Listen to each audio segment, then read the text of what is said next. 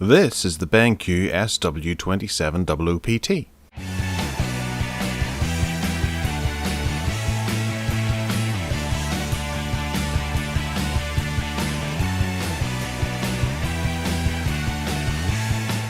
So, slipping in a somewhat rather knackered box is the BenQ SW2700PT. This is a rather large 27-inch, well, there's a picture of it here. There, that's what it looks like. So it has a bezel, it's got 2560 by 14400 quarter HD display with a 99% Adobe RGB. It's 100% REC 709 sRGB color space, and it's pretty much a monitor for photographers. So we're going to attempt to get it out if the box doesn't fall apart. Okay, so first up we have the stand, which is fairly hefty but not too large. It's got an interesting cutout here, and obviously the stand goes in there, and utilises one of these screws, and 3 feet. I've got a funny feeling that there were 3 feet along there, but perhaps they were lost some time ago.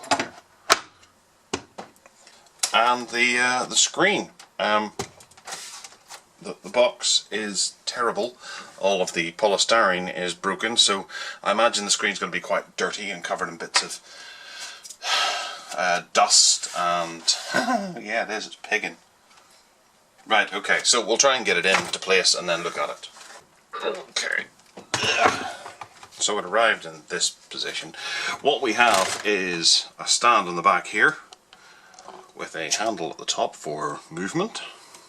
We've got a little bit of a level here for keeping the height just right, adjusting so that whenever you move it you get it back at the level you were. And then we have a bit of cabling manipulation here, and it turns like so. The screen itself, we'll go around. We'll have a look at the back first because it's in portrait. We have the power connector here. We have a large amount of polystyrene thing still stuck to it. Originally I erroneously referred to this as a micro USB, but it's a mini USB. We have a DVI here, HDMI, DP, DisplayPort, and we have a cable here. We have a USB 3.0 connector here for a hub. Not sure where the USB hub, oh, it's up the other end. Then over here we have some buttons for the on-screen menu, which are hidden underneath, and an LED to let you know that it's on.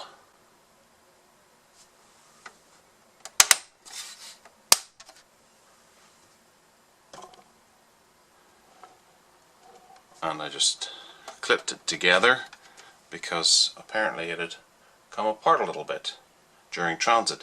I'm hoping that it works. Right, so the screen. We'll turn around this way here. We'll back up the camera so you can see and get a better idea, because it is a fairly large screen at 27 inches. Like that.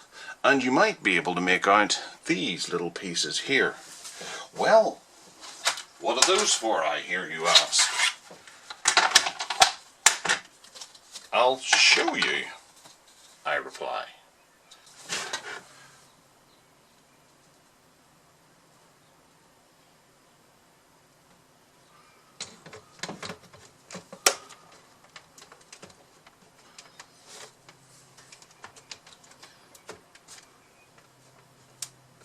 What we have is slidey on blinkers.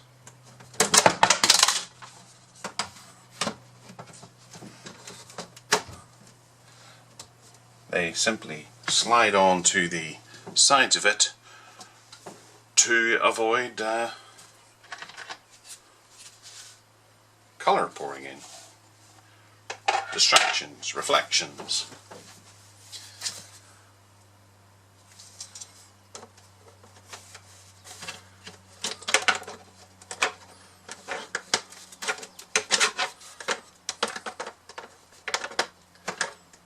Maybe we have to build it up.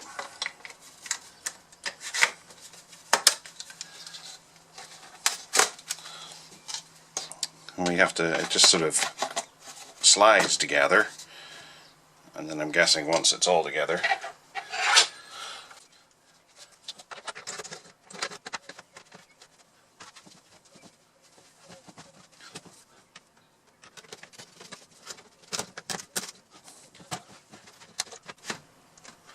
okay, so there we have it.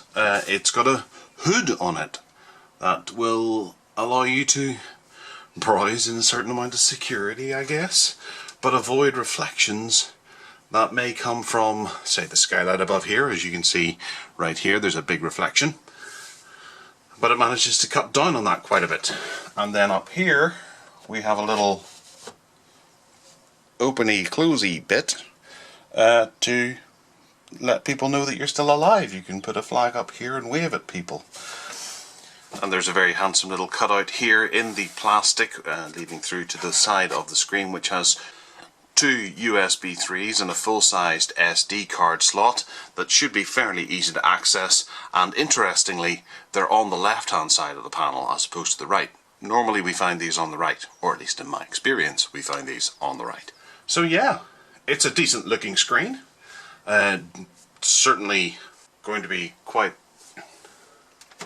attractive to the designers out there who are struggling from reflections on the screen, and it's a good old-fashioned way of dealing with things as opposed to putting in technologies and stuff. Just have bits of plastic around it to avoid it. I'm really looking forward to seeing how much of a difference it makes with and without this hood on, although I don't really fancy having to take the hood off. I've got a funny feeling that the person who sent this to me beforehand, or has been using it, took it off probably in great annoyance that they were having to send it away, probably to me. Yeah, it's a good looking bit of kit. It's velvety in the inside here for a luxuriant touch, and we're not doing very well at actually getting it totally attached, but then again I've got a camera in front of me. I'll try and get it attached properly once the unboxing's over. So if you have any questions, let me know in the comments box down below. I'll certainly try and address them in time for the review. Hit that subscribe button and give us a wee thumbs up if you fancy, and other than that, take care.